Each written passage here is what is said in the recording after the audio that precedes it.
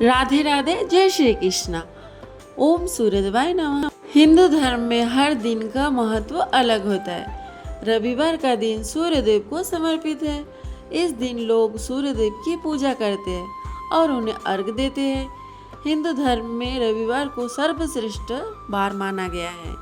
मान्यता है कि अगर रविवार के दिन व्रत किया जाए और सच्चे मन से आराधना की जाए तो व्यक्ति की हर मनोकामना पूर्ण होती है।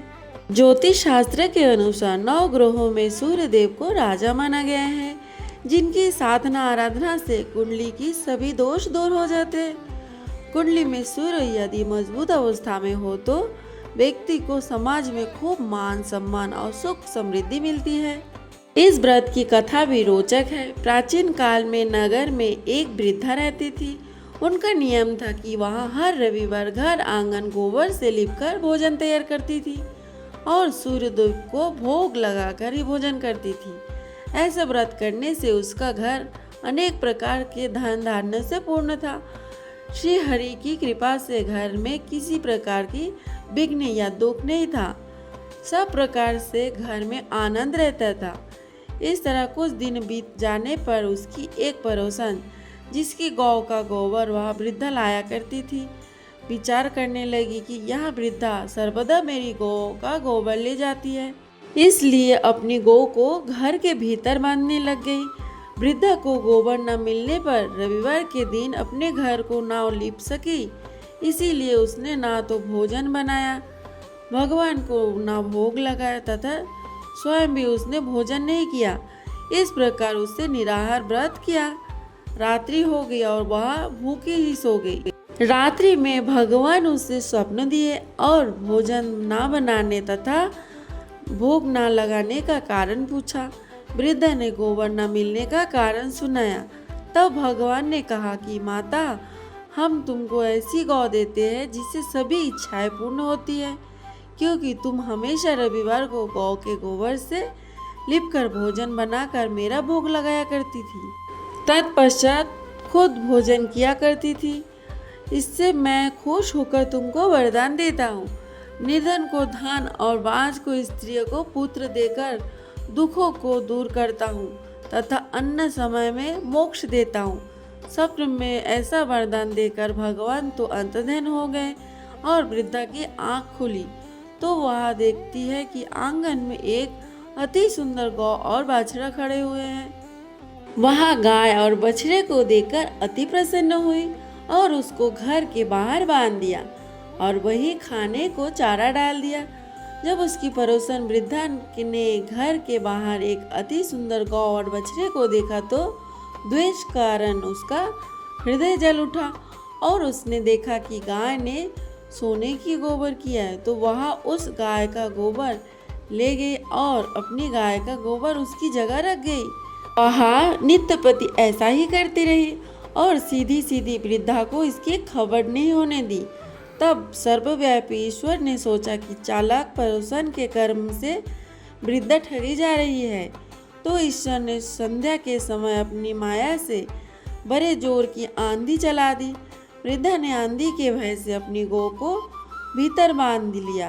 प्रातःकाल जब वृद्धा ने देखा कि गौ ने सोने का गोबर दिया तो उसके आश्चर्य की सीमा न रही और वह प्रतिदिन गौ को घर के भीतर ही बांधने लगी। उधर पड़ोसन ने देखा कि बुढ़िया का गौ घर के भीतर बनने लगी और उसका सोने का गोबर उठाने का दांव नहीं चल रहा है। वह ईर्ष्या और दाह से जलने लगी और कुछ उपाय न देख पड़ोसन ने उस देश के राजा की सभा में जाकर कहा, महाराज, मेरे पड़ोस में एक वृद्धा के पास ऐसी गौ है जो आप जैसे राजाओं के यज्ञ ही है। वह नित्य सोने का गोबर देती है। उस सोने से प्रजा का पालन करिए। वह वृद्धा इतने सोने का क्या करेगी? राजा ने यह बात सुनकर अपने दूतों को वृद्धा के घर से गौ लाने की आज्ञा दी। वृद्धा प्रातः ईश्वर का भोग लगाकर भोजन करने जा ही रही थी कि राजा के कर्मचारी गौ खोलकर ले गए। वृद्धा काफी रोई चिल्लाई, किंतु कर्मचारियों के समक्ष कोई क्या कहता। उस दिन वृद्धा गौ के वियोग में भोजन ना खा सकी और रात भर रो रो कर ईश्वर से गौ को पुनः पाने की लिए प्रार्थना करती रही। उधर राजा गौ को देखकर बहुत प्रसन्न हुआ, लेकिन सुबह जैसे ही वह उठा, सारा महल गोबर से भरा दिखाई देने लगा। राजा यह देख घबरा गया। भगवान ने रात्रि में राजा को स्वप्न में कहा कि हे राजा, गाय वृद्ध को लौटाने में ही तेरा भला है। उसके रविवार के व्रत से प्रसन्न होकर मैंने उसे गाय दी थी। प्रातः होते ही राजा ने वृद्धा को बुलाकर बहुत से धन के साथ सम्मान सहित गौ बछड़ा लौटा दिया। उसकी पड़ोसन को बुलाकर उचित दंड दिया। इतना करने के बाद राजा के महल से गंदगी दूर हुई। उसी दिन से राजा ने नगरवासियों को आदेश दिया कि राज्य की तथा अपनी समस्त मनोकामनाओं के पूर्ति के लिए रविवार का व्रत रखा करो। व्रत रखने से नगर के लोग सुखी जीवन व्यतीत करने लगे। कोई भी बीमारी तथा प्राकृतिक का कोप उस नगर पर नहीं होता था। सारी प्रजा सुख से रहने लगी। रविवार का व्रत कम से कम 12 व्रत अवश्य रखना चाहिए। हालांकि यदि संभव हो तो पूरे साल रखना चाहिए। सूर्य को जल देने के बाद भगवान सूर्य के बीज मंत्र की कम से कम 5 माला जाप करनी चाहिए। इसके बाद रविवार व्रत की कथा पढ़े या फिर सुने।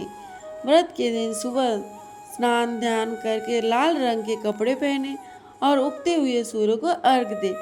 इस दिन केवल गेहूं की रोटी या गेहूं का दलिया और गुड़ का सेवन करें। ऐसा करते जब आपके व्रत का संकल्प पूरा हो जाए तो कम से कम 2 ब्राह्मणों को आदर के साथ भोजन कराएं एवं अपने सामर्थ्य के अनुसार सूर्य देव से संबंधित दान एवं दक्षिणा दें। व्रत का महत्व एवं लाभ। शारीरिक लाभ है चर्म रोगों से मुक्ति और अच्छी सेहत, मान सम्मान, समाज और परिवार में प्रतिष्ठा बढ़ती है, मनोकामनाएं, संतान प्राप्ति और धन धान्य की वृद्धि होती है, सभी प्रकार के कष्ट और पाप दूर होते हैं, पाप से मुक्ति मिलती है। यदि आप यह व्रत शुरू करना चाहते हैं तो इन नियमों का पालन अवश्य करें। शुरुआत शुक्ल पक्ष के प्रथम रविवार से ही इससे शुरू करना सबसे शुभ माना गया है। सूर्योदय से पहले उठकर स्नान करें और स्वच्छ कपड़े पहने। इसमें अगर संभव हो तो लाल वस्त्र अवश्य पहने। तांबे के लोटे में जल, लाल चंदन, अक्षत और लाल फूल डालकर ओम सूर्याय नमः मंत्र के साथ सूर्य को जल अर्पित करें। दिन में केवल एक बार सूर्य अस्त से पहले भोजन करें। व्रत के दिन नमक और तेल का सेवन ना करें। सूर्य देव आपकी सभी मनोकामनाएं पूर्ण करेंगे। पूजा के अंतिम चरण में सूर्य चालीसा या आरती अवश्य करें। रविवार व्रत यह व्रत संपूर्ण पापों का नाश करने वाला, आयोगदायक, धार्मिक, धन धान्य, पुत्र पौत्र से संपन्न, मान सम्मान में वृद्धि तथा सभी मनोकामना की पूर्ति करने वाला है। भगवान सूर्य में अनन्य भक्ति रखकर रविवार का व्रत करना चाहिए। इसलिए रविवार को एक समय बिना नमक का भोजन सूर्यास्त से पूर्व करना चाहिए। प्रातःकाल स्नान आदि से निवृत्त हो स्वच्छ वस्त्र धारण करें। पवित्र स्थान को लीपकर भगवान सूर्य देव का विधि पूर्वक पूजन करना चाहिए। सूर्य देव को लाल चंदन, फूल, अक्षत से युक्त जल से सूर्य को अर्घ देना चाहिए। एक समय नमक तेल रहित भोजन करें या फलाहार कर सकते हैं। सूर्य से पहले भोजन करें। अगर नहीं कर पाए तो दूसरे दिन भोजन करें। बोलो सूर्य नारायण भगवान की जय।